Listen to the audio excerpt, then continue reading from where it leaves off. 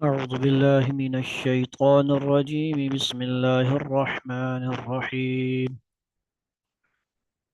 هو الذي خلقكم من نفس واحدة وجعل منها زوجها ليسكن إليها، فلما تغشاها حملت حملا فخفيفا فمرت به. فلما تغشاها حملت حملا خفيفا فمرت به. فلما أثقلت دعوا الله ربهما لئن آتيتنا صالحا لنكونن من الشاكرين. فلما آتاهم فلما آتاهما صالحا جعلا له شركاء فيما آتاهما فتعالى الله عما يشركون. أيشركون ما لا يخلق شيئا وهم يخلقون ولا يستطيعون لهم نصرا ولا أنفسهم ينصرون. وإن تدعوهم إلى الهدى لا يتبعوكم سواء عليكم أدعوتموهم أم أنتم الصامتون. إن الذين تدعون من دون الله عباد أمثالكم فادعوهم فليستجيبوا لكم إن كنتم صادقين. ألهم أرجل يمشون بها أم لهم أيدي يبطشون بها أم لهم أعين يبصرون بها أم لهم آذان يسمعون بها قل ادعوا شركاءكم ثم كيدون فلا تنظرون. إن وليي الله الذي نزل الكتاب وهو يتولى الصالحين. والذين تدعون من دونه لا يستطيعون نصركم ولا أنفسهم ينصرون. وإن تدعوهم إلى الهدى لا يسمعوا وتراهم ينظرون إليك وهم لا يبصرون. خذ العفو وأمر بالعرف وأعرض عن الجاهلين. وإما ينزغنك من الشيطان نزغ فاستعذ بالله إنه سميع عليم.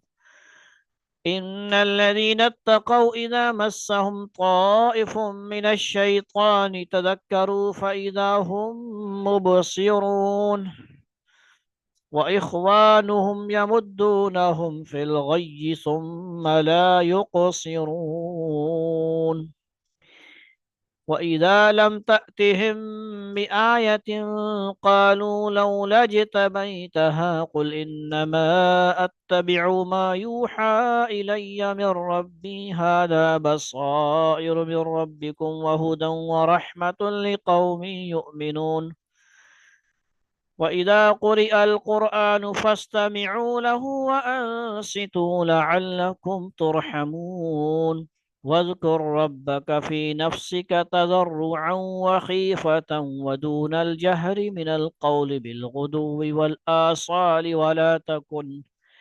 ولا تكن من الغافلين. إن الذين عند ربك لا يستكبرون عن عبادته ويسبحونه وله يسجدون. صدق الله العظيم। हमारा सेशन सुबह 9 बजे से चल रहा है। किताब का सबक तकरीबन 94 सफ़े पे मुकम्मल मुश्तमिल हज़रत अली रज़ी अल्लाह ताला अन्हु की किताब की बातें के हवाले से इश्तियाक अहमद साहब की किताब हमारे नुमाइंदे किताबी हीरा नोमी ने पढ़ी।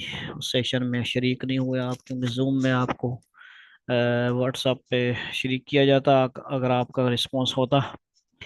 अभी आप लोग व्हाट्सएप पे जो हैं वो मुझे सिर्फ आवाज़ का बता दें, लिख कर बता दें मैसेज पे कि आवाज़ सही आ रही है। हैंड्स फ्री हमने लगाया है तो वॉइस क्लियर है, तो बाकी मेंबर्स को आप शामिल करें। चलें, बोल कर भी बता दिया, लिख कर बताएं, کیونکہ ہینڈز فری میں نے کانوں میں نہیں صحیح طرح لگایا ہوا تھا کہ میں سکون سے کچھ پڑھ سکوں. تو یہ صورت اعراف ماشاءاللہ کیا ہو گئی، مکمل ہوئی. آج تلاوت اس کی ہوئی ہے. اب 23 تک رکوع غالباً ہو گئے تھے، تو پچھلے درس کی ریکارڈنگ دیکھیں گے ہم کہ 23 تک مکمل تقریباً ہو گئے تھے. ٹھیک ہے، یہ 24واں رکوع ہے سورہ اعراف کا، لاسٹ رکوع ہے ماشاءاللہ. اور کچھ لائٹ کا ایشو، کچھ مزید ایشوز کی وجہ سے درس تھوڑا سا تاخیر ہو جاتی ہے، یعنی ہوتا نہیں، چھٹی ہو جاتی ہے. اللہ رب العزت ہمیں استقامت نصیب فرمائے، آسانیاں عطا فرمائے، اور اس جو ہے روزانہ عمل جو کریں سنیں اس پہ عمل کی توفیق ہو جائے. والذی خلقکم من نفس واحدۃ وجعل منها زوجها لیسکن الیہا.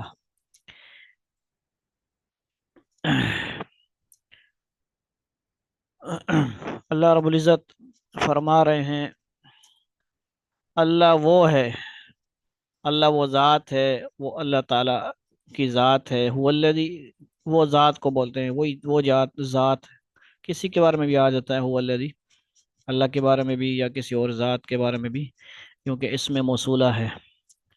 خلقکم، خلقہ پیدا کیا، کم تمہیں، کس سے پیدا کیا جی؟ اللہ وہ ہے جس نے تمہیں ایک جان سے پیدا کیا، من نفس واحدۃ، ایک جان سے. وجعل منها زوجها ليسكن الیہا. سب سے پہلے ایک جان کون تھی؟ آدم علیہ السلام. ایک انسان پیدا کیا اللہ رب العزت نے. پھر کیا ہوا جی؟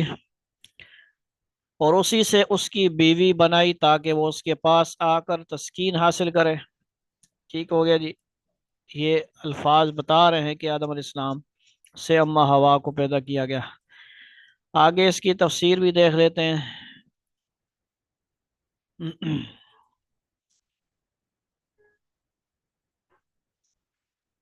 ایک جان سے مراد حضرت آدم علیہ السلام ہے، اور ان کی بیوی سے مراد حضرت حوا علیہ السلام. ٹھیک ہے جی، یہ تو ٹھیک ہو گیا. یہ مختصر سی اس کی تفسیر ہو گئی. تو اللہ رب العزت نے ایک پاکیزہ رشتہ بتا دیا انسان کا. ایک انسان کو اللہ نے بنایا ہے، کوئی بھی انسان ہے، کسی مذہب کا ہے، وہ فطرتاً وہ مرد ہو عورت ہو، آپس میں ان کا ایک رشتہ ہوتا ہے، میاں بیوی کا رشتہ. سب سے پہلا رشتہ، پاکیزہ رشتہ، بلند رشتہ، عظیم رشتہ، وہ کیا ہوتا ہے جی؟ میاں بیوی کا رشتہ ہوتا ہے. یہ اس کو بتا دیا آپ اللہ تعالیٰ نے. آگے کیا ہے جی؟ اور باقی تفصیلات آپ پڑھتے سنتے رہتے ہیں کہ پسلی سے پیدا کیا، بائیں پسلی وغیرہ سے. اب مزید اللہ رب العزت نے مرد عورت کو، میاں بیوی کو پیدا کیا، تو ان کا مزید کیا مقصد تھا؟ اللہ تعالیٰ نے ان کو اولاد کا جو سلسلہ تھا اس کے بارے میں بھی فرمایا. فلما تغشاها حملت حملا خفیفا فمرت به. پھر جب مرد نے عورت کو ڈھانک لیا تو عورت نے حمل کا ایک ہلکا سا بوجھ اٹھا لیا، جسے لے کر وہ فمرت بھی، چلتی پھرتی رہی. یہ بھی انتہائی اشارے کے الفاظ اور مناسب الفاظ اللہ رب العزت نے ان کے رشتے کے بارے میں، ان کے تعلقات کے بارے میں بیان فرمائے ہیں. اسی لیے ہم لوگوں کو بھی گفتگو میں کھل کر بات کرنا، یہاں پہ کرنی ہو وہاں پہ کریں، لیکن جہاں بالکل نہیں کرنی ہے قرآن کا اسلوب اپنائیں. اب یہاں سے حضرت آدم علیہ السلام کی ایسی اولاد کا ذکر ہو رہا ہے جس نے بعد میں شرک کا راستہ اختیار کیا. ٹھیک ہو گیا جی. یعنی حضرت یوں سمجھے کہ اللہ رب العزت فلم اور ایک سچی دنیا کی انسانوں کا آنا، اس کی کہانی اللہ رب العزت سنا رہے ہیں. آدم علیہ السلام پہلے انسان ہے. ذہن میں لائیں آپ، اور خیالات تصورات میں ساری باتیں لا کر اس ترجمہ کو، رکوع کو سنیں، اور یوں سمجھے کہ آدم علیہ السلام وہ سارے پیچھے آپ نے نقشے سنے. آدم علیہ السلام کو دنیا میں بھیجا گیا، اما ہوا کو بھیجا گیا، شیطان کو بھی نکالا گیا، اور دنیا میں آئے تو پھر اب دنیا میں انسان کا جو نظام تھا وہ شروع ہوا، اس کی ترتیب شروع ہوئی، زندگی لائف سٹائل شروع ہوا. پہلے آدم علیہ السلام آئے، نکاح ہوا، تو اب زمین میں آئے، دنیا میں رہنے سہنے کا سارا ترتیب ان کو، پھر میاں بیوی کا رشتہ سکھایا گیا، اولاد آئی آگے سے، پھر وہ تفصیلات آپ پھر پڑھتے رہتے ہیں، کیونکہ وہ جلدی جلدی اولاد ہوتی تھی، زیادہ زیادہ اولاد، صبح کو پیدا ہوئے، کوئی شام کو ہوئے، تو آپس میں نکاح ہوتا تھا، یہ شریعت کا قاعدے تھے شروع میں، پھر بعد میں اس طرح کو منع کر دیا گیا بہن بھائیوں کا وہ رشتہ تھا، ٹھیک ہے جی، کیونکہ اب ایک ہی جوڑا ہے اور تو کوئی تھے نہیں، تو اس لیے اس طرح اس وقت جائز تھا، اب بعد میں بالکل ان رشتوں کو حرام قرار دیا گیا ہے، بہن بھائی کا رشتہ، اور بہت سارے قرآن میں اس کو فلما اسقلت دعوا الله ربهما لئن آتيتنا صالحا لنكونن من الشاكرين، جب جب وہ بوجھل ہو گئی، تو دونوں میاں بیوی نے اپنے پروردگار سے اللہ سے دعا کی کہ اگر تو نے ہمیں تندرست اولاد دی تو ہم بھی ضرور تیرا شکر ادا کریں گے، ٹھیک ہے جی۔ اللہ رب العزت نے میاں بیوی کا جو رشتہ بیان کیا، ان کا معاملات بیان فرمائے، اولاد کا جو سبب تھا وہ اس وقت کے حساب سے جو بھی تھا، ٹائم پیریڈ ہوا، اولاد کی امید ہوئی، تو دعا جو ہے اس کا ذکر فرمایا کہ ہم شکر ادا کریں گے، سب ہم دنیا میں شکر ادا کرتے ہیں، اور شکر ادا کرنا چاہیے، کسی کو بچے بچیاں مل جائیں نہ ملیں تب بھی ہر حال میں شکر ادا کرنا چاہیے۔ فلما آتاہما صالحا جعلا له شرکاء فیما آتاہما، لیکن جب اللہ نے ان کو ایک تندرست بچہ دے دیا تو ان دونوں نے اللہ کی عطا کی ہوئی نعمت میں اللہ کے ساتھ دوسروں کو شریک ٹھہرانا شروع کر دیا، ٹھیک ہے جی۔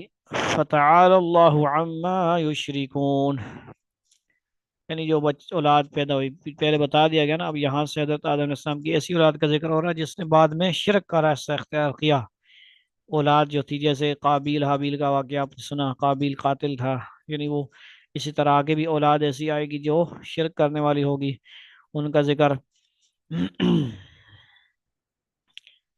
حالانکہ اللہ ان کی مشرکانہ باتوں سے کہیں بلند اور برتر ہے۔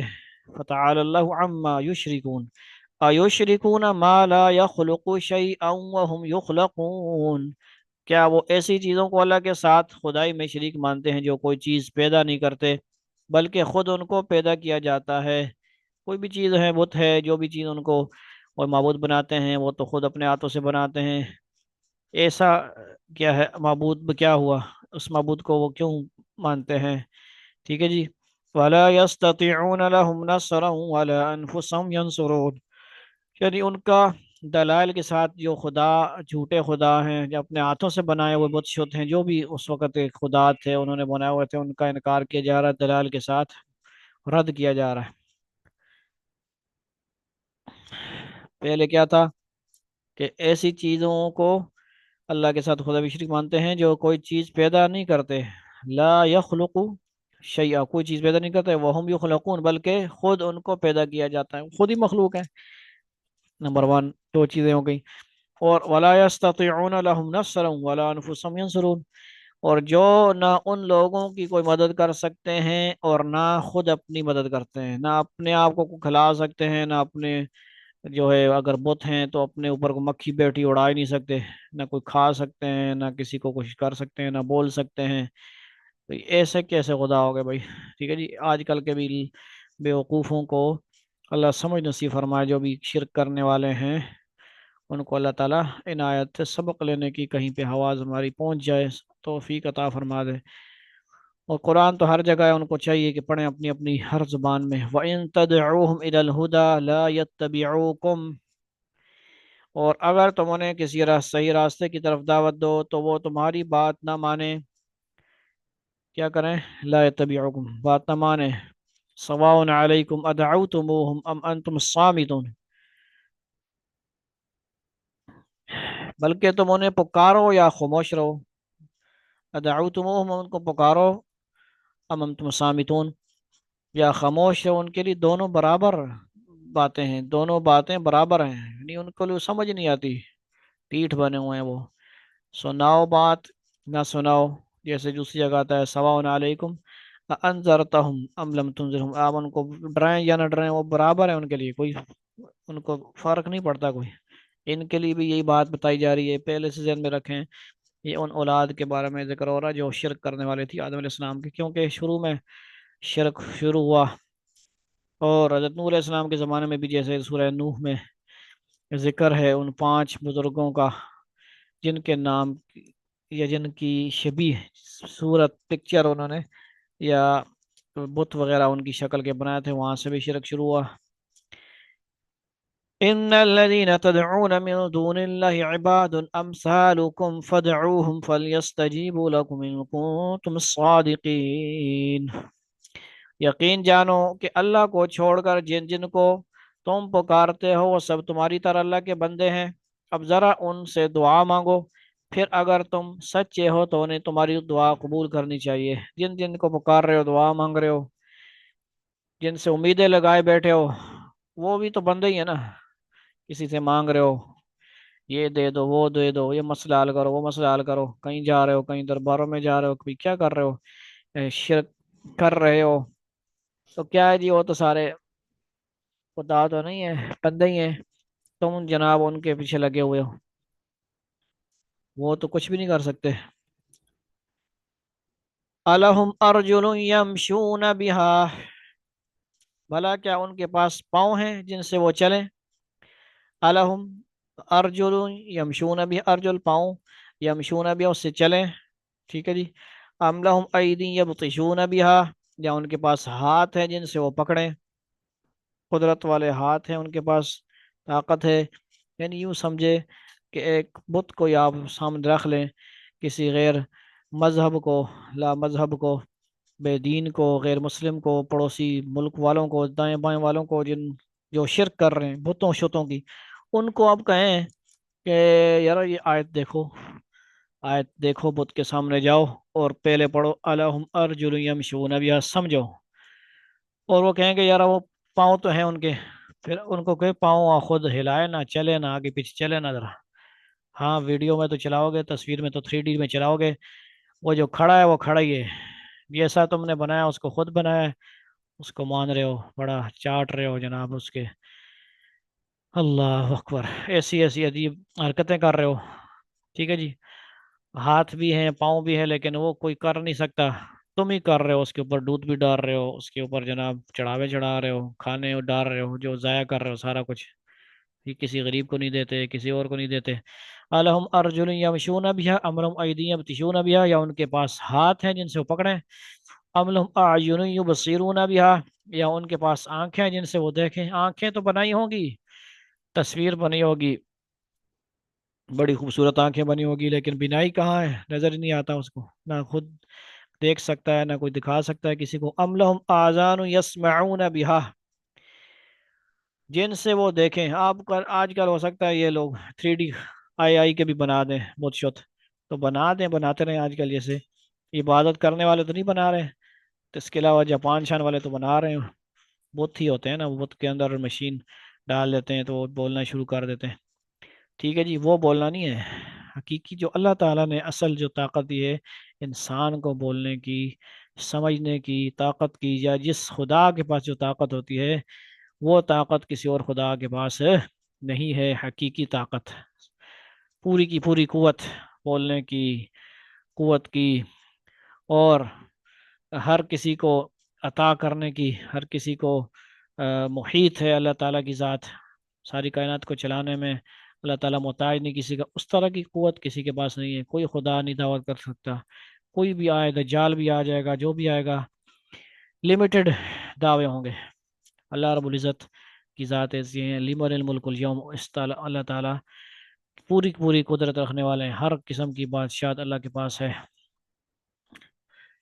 ام لہم آذان یسمعون بہا، ان سے کہہ دو کہ ان کے پاس کان ہیں جن سے وہ سنیں، ان سے کہہ دو، کیا کہہ دو جی، قل ادعوا شرکاءکم ثم کیدون فلا تنظرون، تم ان سب دیوتاؤں کو بلا لاؤ جنہیں تم نے اللہ کا شریک بنا رکھا ہے، پھر میرے خلاف کوئی سازش کرو اور مجھے ذرا بھی مہلت نہ دو، فلا تنظرون، مہلت نہ دو، جو کرنا کر لو، سب کو اکٹھا کر لو اور مجھے مہلت نہ دو۔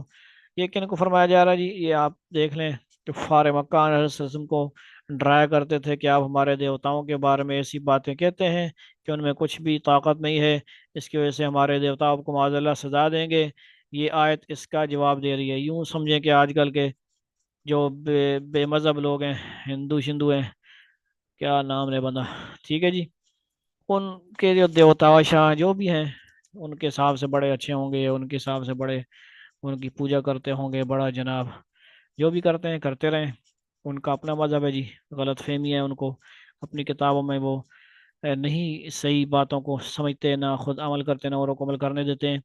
یہ ساری باتیں ان کو کہا جائیں، وہ ہم ان کے خداؤں کو، کیونکہ جب علم کے میدان میں بات نہ ہو رہی ہو اور کوئی مناظرہ طے شدہ نہ ہو، تو ایسے ہی انواع ان کے خداؤں کو گالیاں دینا اور ایسے برا بھلا کرنا، ان کو تشدد کی طرف لانا، یہ بالکل نہیں کہتا اسلام، قرآن میں منع فرمایا گیا ہے، ٹھیک ہے جی، ایسی گالیاں دینا شروع کر دینا، ماتا شاہ تو فلاں فلاں کرو، ٹھیک ہے جی، کیونکہ اللہ نے خود منع فرمایا وَلَا تَسُبُّوا الَّذِينَ يَدْعُونَ مِن دُونِ اللَّهِ فَيَسُبُّوا اللَّهَ، کیونکہ ہم تو ایک ہی خدا کو مانتے ہیں اور وہ ان کے تو لاکھوں خدا ہیں، ان میں سے کسی کو بھی کچھ کہیں گے تو وہ تو نعوذ باللہ استغفر اللہ، اللہ تعالیٰ کو برا بھلا کہیں گے، تو پھر وہ مسلمان پھر کیا برداشت کرے گا؟ ایسی بات نہیں، صرف دلائل کی بات کی جائے کہ دلائل کے میدان میں آؤ بھائی، ہمارے ساتھ علم، اللہ تعالیٰ دلائل دے رہے ہیں، علم دے رہے ہیں، اس کو سمجھو آپ، ٹھیک ہے جی، اللہ رب العزت کرنے والی ذات ہے، ایک ہی خدا ہے جن کے پاس قوت ہے، جو خود پیدا نہیں ہوا، پیدا کرنے والا ہے، یہ سب خداؤں کو تو تم نے خود پیدا کیا ہے،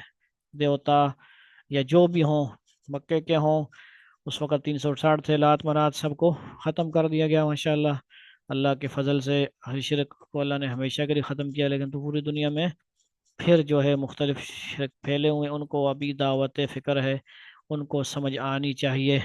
قُلِ ادْعُوا شُرَكَاءَكُمْ ثُمَّ كِيدُونِ فَلَا تُنظِرُونَ، تم جو مرضی کر لو، سازشیں کر لو، مہلت نہ دو، یہ آپ سسم کے تسلی کے لیے ان کو بتایا جا رہا ہے، دلائل کے ساتھ آپ سسم ان کو رد کرتے تھے، وہ سارا کچھ یہ بتاتے تھے، جس طرح ابراہیم علیہ السلام نے بھی ایک ترتیب سے جو کفر کرتے تھے، بت کی پوجا کی جاتی تھی، اس وقت بھی ان کو سارا کچھ بتایا تھا کہ ٹھیک ہے جی، آپ یہ تو بڑا بھی بت ہے، یہ بھی کچھ نہیں کر سکتا، فلاں بھی ہے، یہ اگر بچتا خود میں نے تو سب کو مار دیا، اڑا دیا، تم لوگوں جناب، وہ اللہ تعالیٰ کی طرف سے وہی ہوتا ہے نا، بتوں کو اڑا دیا جناب، ایک کو چھوڑ دیا، اس کے کلاڑے کندھے پہ رکھ دیا، بھائی پتہ لگے ان کو نصیحت حاصل ہوئی، یہ بڑا ان چھوٹوں کو نہیں بچا سکا، تمہیں کیا بچائے گا؟ تمہاری کیا مدد حل کرے گا؟ تمہارے مسئلے کیا حل کرے گا؟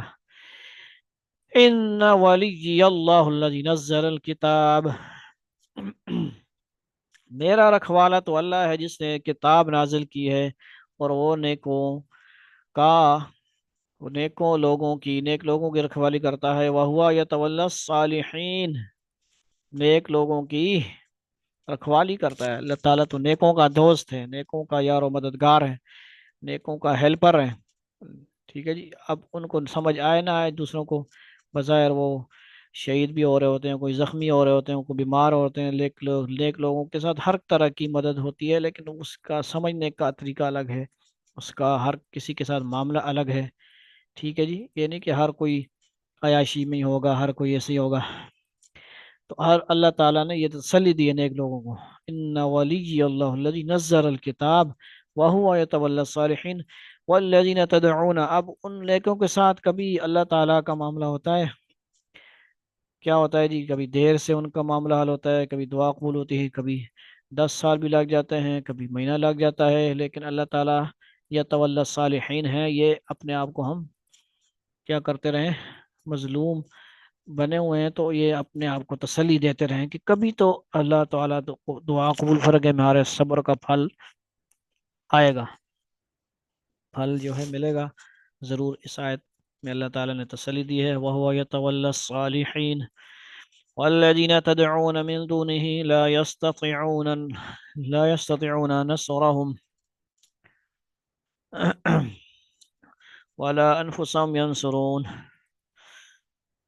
اور تم اس کو چھوڑ کر جن جن کو پکارتے ہو، وہ نہ تمہاری مدد کر سکتے ہیں، نہ اپنی مدد کرتے ہیں، والذین، اور جو لوگ تدعون من دونی، اللہ کے علاوہ کسی اور کی عبادت کرتے ہیں، کیا ہوتا ہے جی، وہ نہ اپنی کوئی مدد کر سکتے ہیں، نہ کسی اور کی، نہ تمہاری مدد کر سکتے ہیں نہ اپنی مدد کرتے ہیں.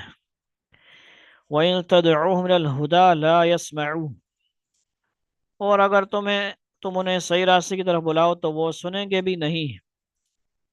ٹھیک ہے جی. وَتَرَاهُمْ يَنظُرُونَ إِلَيْكَ وَهُمْ لَا يُبْصِرُونَ، وہ تمہیں نظر تو اس طرح آتے ہیں جیسے تمہیں دیکھ رہے ہوں، لیکن حقیقت میں انہیں کچھ سجائی نہیں دیتا. بظاہر تو نظر آ رہا ہوتا ہے، کسی کی آنکھیں سلامت ہوتی ہیں لیکن حقیقت کی آنکھ بند ہوتی ہے، وہ ہدایت قبول ہی نہیں کرتے. خُذِ الْعَفْوَ وَأْمُرْ بِالْعُرْفِ وَأَعْرِضْ عَنِ الْجَاهِلِينَ، اے پیغمبر صلی اللہ علیہ وسلم درگزر کا رویہ اپناؤ اور لوگوں کو نیکی کا حکم دو اور جاہلوں کی طرف دھیان نہ دو. اپنا دعوت کا کام کرتے رہیں، سمجھاتے رہیں لوگوں کو. جو بے حیائی والی ٹک ٹاک بنا رہے ہیں ان کو سمجھاتے رہیں آپ سب، اور برے کاموں میں برا نتیجہ بتاتے رہیں، ان سے اثر نہ لیں، ان کے ساتھ بائیکاٹ بھی کریں، ان کے ساتھ پیار کا حمل بھی کریں، ان کو سمجھاتے رہیں اور اللہ کا حکم سناتے رہیں. اور دکھ آپ کو ہوتا ہوگا لیکن آپ کریں، اعراض کریں، درگزر کریں، دھیان نہ دیں، زیادہ پریشان نہ ہو. مختلف جگہ اللہ تعالیٰ نے آپ صلی اللہ علیہ وسلم کو تسلیاں بھی دی ہیں اور ہم لوگوں کو بھی تسلی حاصل کرنی چاہیے. وَإِمَّا يَنزَغَنَّكَ مِنَ الشَّيْطَانِ نَزْغٌ فَاسْتَعِذْ بِاللَّهِ، اور اگر کبھی شیطان کی طرف سے تمہیں کوئی کچوکا لگ جائے تو اللہ کی پناہ مانگ لو. کچوکا مطلب یہ وسوسہ آ جائے، کیونکہ ہر وقت وہ تو اپنی محنت میں لگا ہوا ہے. ذکر اللہ اسی لیے کیا جاتا ہے، اللہ والوں سے اسی لیے جوڑا جاتا ہے کہ شیطان کے وساوس سے بچا جائے، شیطان کے حملوں سے بچا جائے. شیطان ہمیں جو جہنم کی طرف دنیا میں مختلف گناہوں میں، آج کل کے حساب سے سب سے بڑا گناہ اور گناہوں کا سمندر میڈیا کا ناجائز استعمال، بے حیائی کا آ جانا، بے حیائی. ٹھیک ہے جی. مختلف جو ہے سوشل میڈیا کے ذریعے نسلیں برباد ہو رہی ہیں، یہ بہت بڑا گناہ ہے. اس سے بچنے کی اور بچانے کی فکر کرنی ہے. اور شیطان یہی وسوسے ڈالے گا. ٹھیک ہے جی. موبائل نہیں ہے، موبائل آ جائے میرے پاس، ٹھیک ہے فلاں انسٹال کر لو، یہ کر لو، وہ کر لو، فلاں اپلیکیشن. آپ کے نہ چاہتے ہوئے بھی آپ کو ایڈز دکھائے جا رہے ہوتے ہیں تاکہ وہ آپ کسی طرح وہ چیز انسٹال کر لیں. یہ آج کل کا کچوکا یہ ہوا.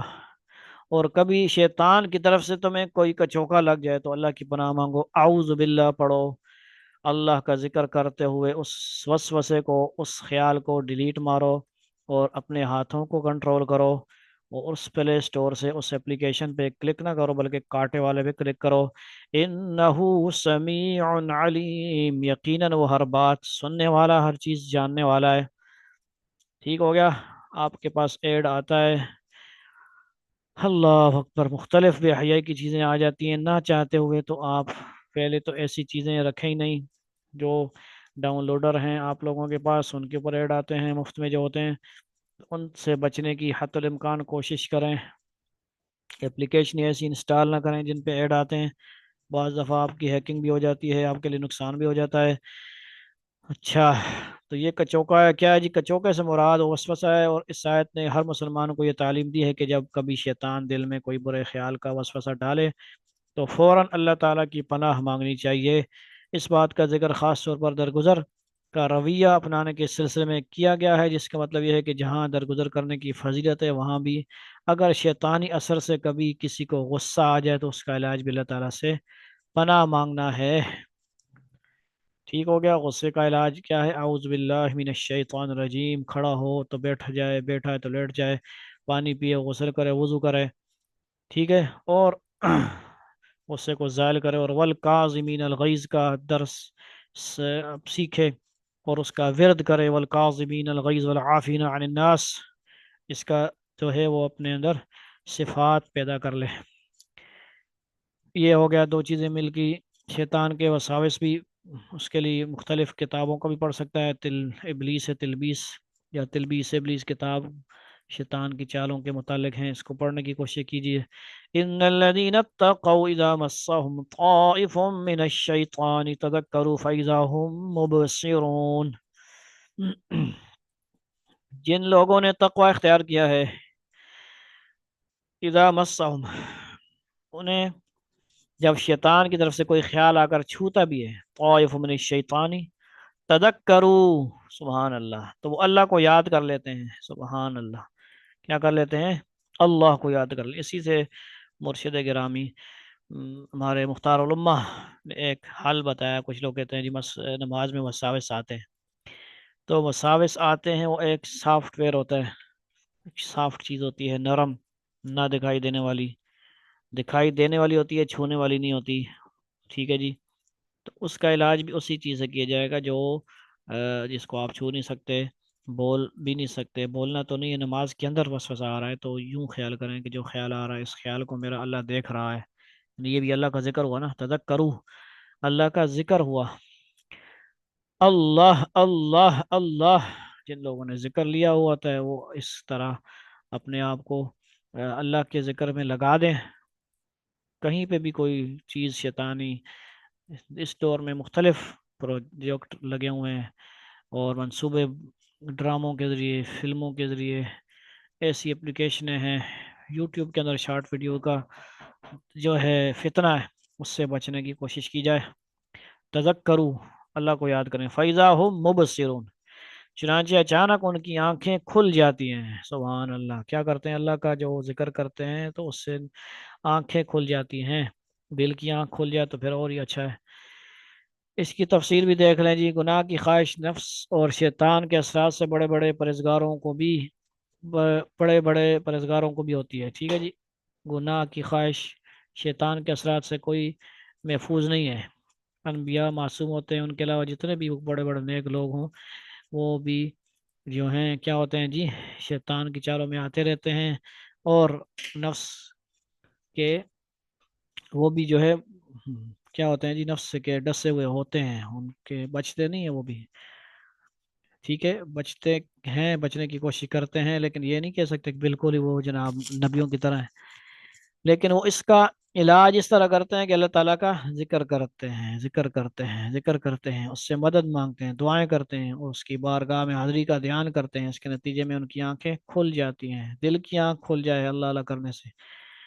اور آنکھیں کھلنے سے مراد، آنکھیں تو کھلی ہوئی ہیں نا، کون سی آنکھ مراد ہے؟ دل کی آنکھ، ہدایت کی آنکھ کھل جاتی ہے، اور وہ سمجھ جاتے ہیں کہ یہ واقعی گناہ ہے اور اس سے بچتے ہیں، یعنی ان کو گناہ کی حقیقت نظر آ جاتی ہے، اور اس کے نتیجے میں وہ گناہ سے بچ جاتے ہیں، اور اگر کبھی غلطی ہو بھی جائے تو توبہ کی توفیق ہو جاتی ہے۔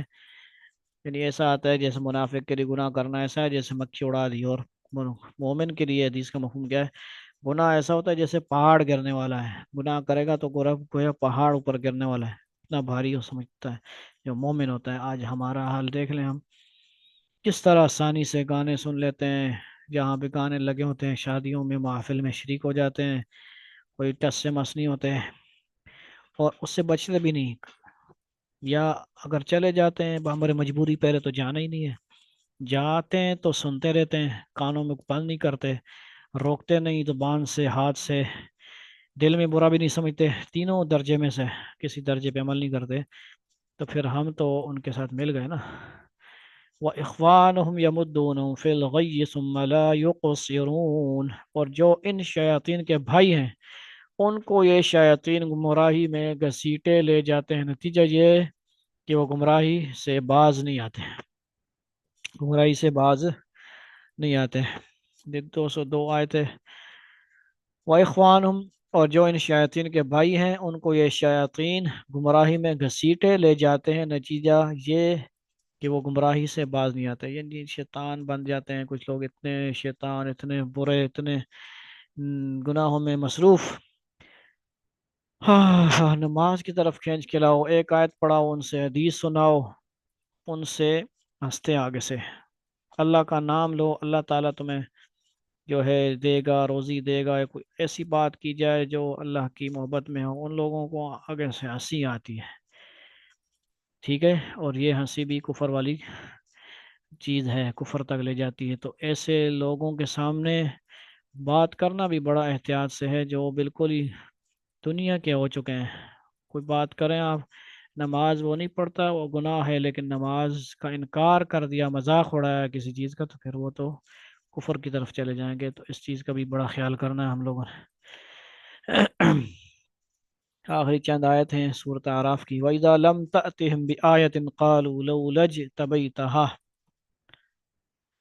اور اے پیغمبر صلی اللہ علیہ وسلم، جب تم ان کے سامنے ان کا منہ مانگا معجزہ پیش نہیں کرتے تو یہ کہتے ہیں، کیا کہتے ہیں؟ قُلْ إِنَّمَا أَتَّبِعُ مَا يُوحَى إِلَيَّ مِن رَبِّي. تم نے یہ معجزہ خود اپنی پسند سے کیوں نہ پیش کر دیا؟ وَإِذَا لَمْ تَأْتِهِمْ بِآيَةٍ قَالُوا لَوْلَا اجْتَبَيْتَهَا قُلْ إِنَّمَا أَتَّبِعُ مَا يُوحَى إِلَيَّ مِن رَبِّي هَذَا بَصَائِرُ مِن رَبِّكُمْ هُدًى وَرَحْمَةٌ لِقَوْمٍ يُؤْمِنُونَ. کہہ دو، اور اے پیغمبر جب تم ان کے سامنے ان کا منہ مانگا یعنی پیشکش من چاہا معجزہ پیش نہیں کرتے تو یہ کہتے ہیں کہ تم نے یہ معجزہ خود اپنی پسند سے کیوں نہ پیش کر دیا. کہہ دو کہ میں تو اسی بات کا اتباع کرتا ہوں، انما اتبع ما یوحى الیہ، جو میرے رب کی طرف سے وحی کے ذریعے مجھ تک پہنچائی جاتی ہے، من ربی ھذا بصائر من ربکم، یہ قرآن تمہارے رب کی طرف سے بصیرتوں کا مجموعہ ہے. سبحان اللہ. وہدی ورحمہ، اور جو لوگ ایمان لائیں گے ان کے لیے ہدایت اور رحمت. لقوم یؤمنون. سبحان اللہ. آن حضرت صلی اللہ علیہ وآلہ وسلم کہ بہت سے معجزے ان لوگوں کے سامنے آ چکے تھے، لیکن وہ ضد میں آ کر نئے نئے معجزات کا مطالبہ کرتے تھے. یہ اس کا جواب ہے کہ میں اپنی طرف سے کوئی کام نہیں کر سکتا، میں تو ہر بات میں وحی کا اور وحی الہی کا اتباع کرتا ہوں. اللہ رب العزت کے انبیاء وحی کے جو ہے محتاج ہوتے ہیں، وحی کے ذریعے سے وہ جو ہے دین کا کام کرتے ہیں، وہی جو آتی ہے ان کو اسی پر چلتے ہیں. وہ اپنی ما ينطق عن الهوى، سورہ نجم میں فرما دیا گیا، جو بھی بولتے ہیں اپنی خواہش نہیں بولتے. ان هو الا وحی یوحى، وہی بولتے ہیں جو وحی ہوتی ہے. اسی لیے صحابی لکھتے تھے، دوسرے صحابی نے کہا نہ لکھا کرو، کبھی کیسے ہوتے ہیں آپ سب، کبھی کیسے ہوتے ہیں، تو لکھنا چھوڑا. پھر پتہ لگا کیوں لکھ رہے بھائی. فرمایا لکھا کرو، اس زبان سے حق کے سوا کوئی نہیں نکلتا. یعنی اللہ کا قرآن بھی فرما رہا ہے، آپ بھی فرما رہے ہیں، جو کچھ نکلتا ہے نبی کی زبان سے وہ تو حق ہی ہوتا ہے، سچ ہوتا ہے. ٹھیک ہے جی. اسی لیے آپ سسم کی ساری زندگی ہمارے لیے عبادت ہے. آپ کی ہر جو ہے صحابہ نے نوٹ کی چیزیں، سنتیں نوٹ کی، دعائیں نوٹ کی. آج ہم کوئی سنت صحیح سے پوری نہیں کرتے، کوئی بال رکھنا شروع کر دیں اس کے پیچھے پڑ جائیں گے. کبھی اسکولوں والے، کبھی مدرسوں والے بھی بعض دفعہ لڑکوں کو نہیں رکھنے دیتے بال، تو پھر کیا فائدہ؟ ایک سنت پہ بھی ہم عمل نہ کریں. کوئی سلوار اونچی پہنا شروع کر دے اس کی باتیں. اللہ اکبر. اللہ تعالیٰ سے استقامت مانگی جائے، استقامت اللہ تعالیٰ نصیب فرمائے. سنتوں پر استقامت سے چلیں اور کیا کریں جی؟ اللہ سے استقامت مانگے. استقامت. وَإِذَا قُرِئَ الْقُرْآنُ فَاسْتَمِعُوا لَهُ وَأَنصِتُوا لَعَلَّكُمْ تُرْحَمُونَ. یہ قرآن، وَإِذَا قُرِئَ الْقُرْآنُ یعنی یہ قرآن تمہارے رب کی طرف سے اچھا یہ بصیرتوں کا مجموعہ ہو گیا. اور یہ جب قرآن پڑھا جائے تو اس کو کان لگا کر سنو، صحیح توجہ، کامل توجہ کے ساتھ سننے کو کیا کہتے ہیں؟ وَأَنصِتُوا.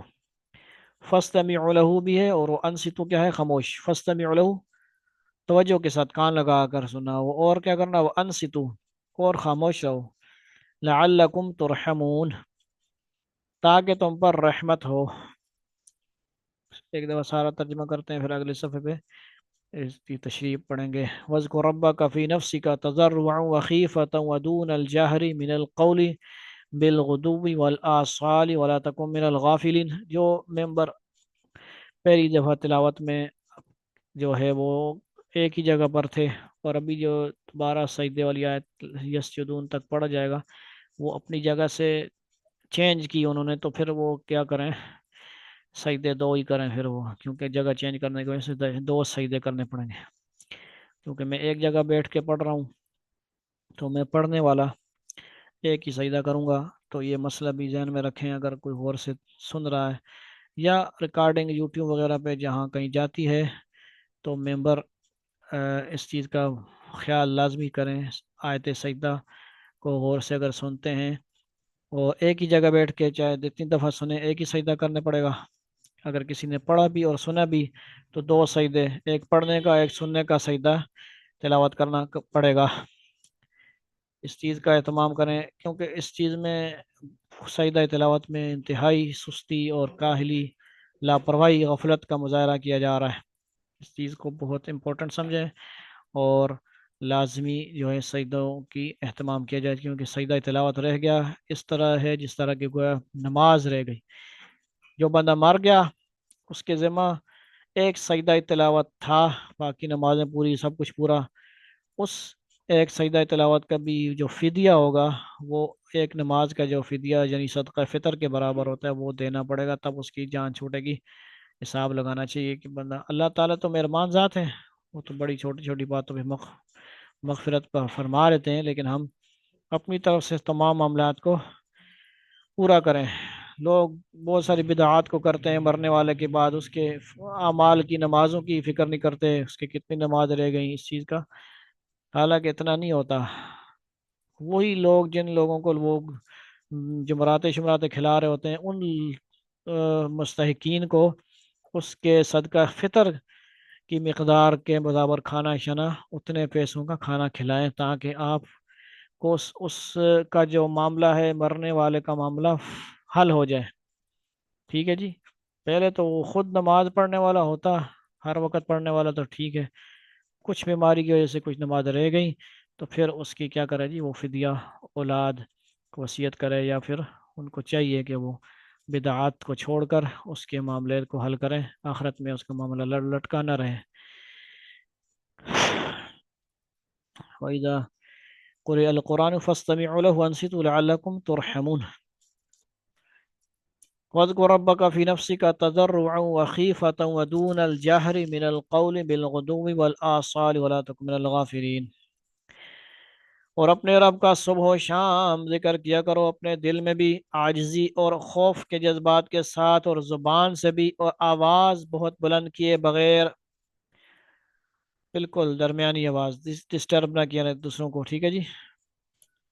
من القول بالغدو والآصال، خیفہ، دیکھیں خیفہ کا مطلب آپ سمجھ لیں، دلائل آپ کے پاس ذکر خفی کے، ذکر قلبی کے دلائل قرآن دے رہا ہے، کوئی اعتراض نہیں کر سکتا، قرآن پہ اعتراض کرے گا بھائی، یاد رکھیں اس چیز کو، ذکر خفی ہر جگہ آ رہا ہے، تضرع و خیفہ، خیفہ خفیہ، خیفتن، الفاظ آپ کو بتا رہے ہیں کہ یہ ذکر خفی کی دلالت کر رہا ہے، آپ لوگ سمجھیں اس بات کو، آپ جو ذکر کر رہے ہیں یہ قرآن حدیث اسلام کے خلاف نہیں ہے، بلکہ عین اسلام پر چلنے کا ذریعہ ہے، اللہ کی محبت حاصل کرنے کا ذریعہ ہے، قرآن سے اس کو دلیل۔ ہاں آپ کو ہر چیز، آپ کی حرکات، آپ کا ذکر کرنے کا سٹائل، طریقہ، ہر چیز آپ اس کے پیچھے کوئی پڑ جائے تو پھر یہ کیفیات ایسی ہیں، یہ چیزیں ایک اللہ اور بندے کا معاملہ ہوتا ہے، ٹھیک ہے جی، وہ چیزیں شیئر کی نہیں جاتی،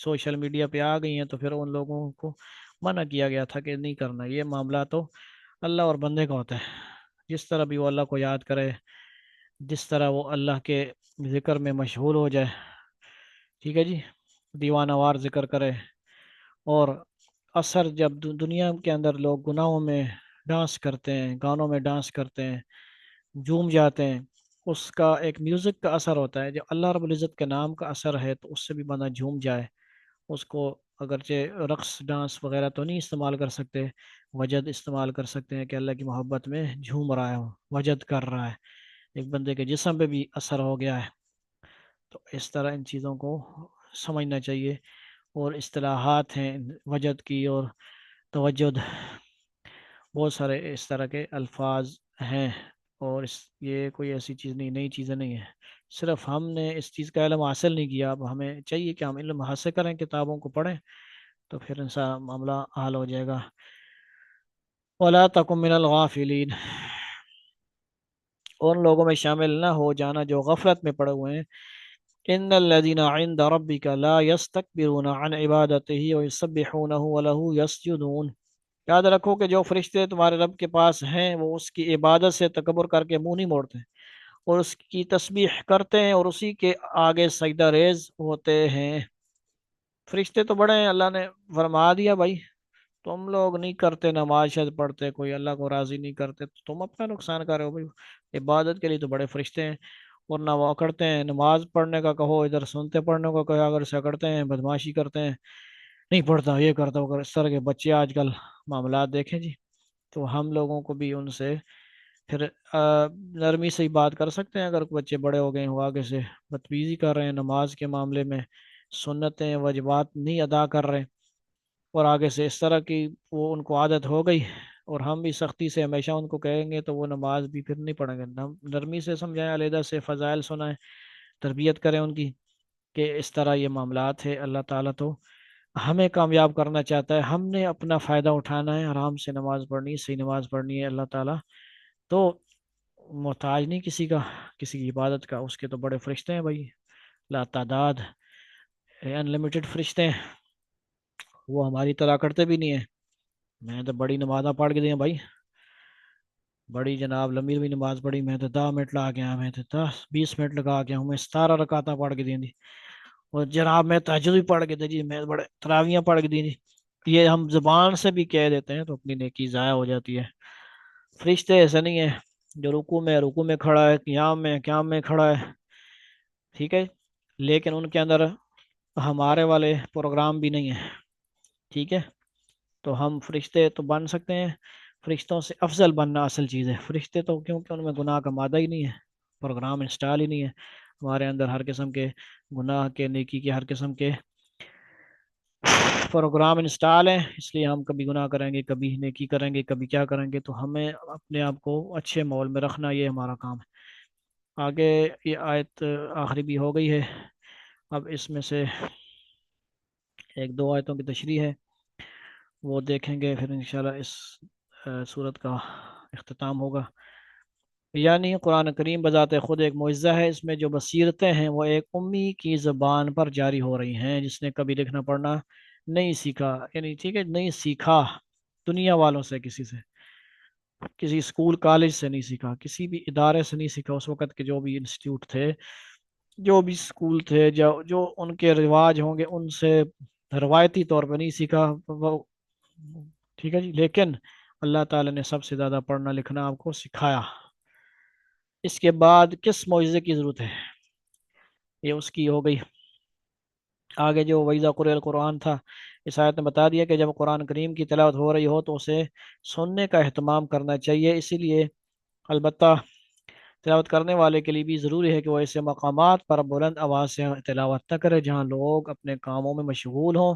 ایسی صورت میں اگر لوگ تلاوت کی طرف دھیان نہیں دیں گے تو اس کا گناہ تلاوت کرنے والے کو ہوگا، ٹھیک ہے جی، تلاوت کرنے والے کی بھی غلطی ہے کہ وہ یا تلاوت لگا رہا ہے اونچی اونچی اور سن نہیں رہا۔ ایک تو یہ ہے کہ چلو کسی نے کہہ دیا سورہ بقرہ لگا رہو گھر میں، لگی رہے، وہ ایک علاج ہے، پھر بھی کوشش پوری کی جائے کہ کوئی نہ کوئی سنتے رہیں، ایسی تلاوت لگا دینا اور سننا ہی نہیں، یا کہیں پہ تلاوت کر رہا ہوں اونچی اونچی، لوگ اپنے اپنے کاموں میں مشغول ہیں، چاہے مسجد ہی کیوں نہ ہو، مختلف لوگ اپنے اعمال میں لگے ہوئے ہیں، اونچی اونچی تلاوت کر کے ڈسٹرب کر رہا ہے، تو اس کو بھی صحیح نہیں فرمایا گیا۔ اپنی اس طریقے سے تلاوت کریں کہ دوسروں کو اس تلاوت سے بھی تکلیف نہ ہو۔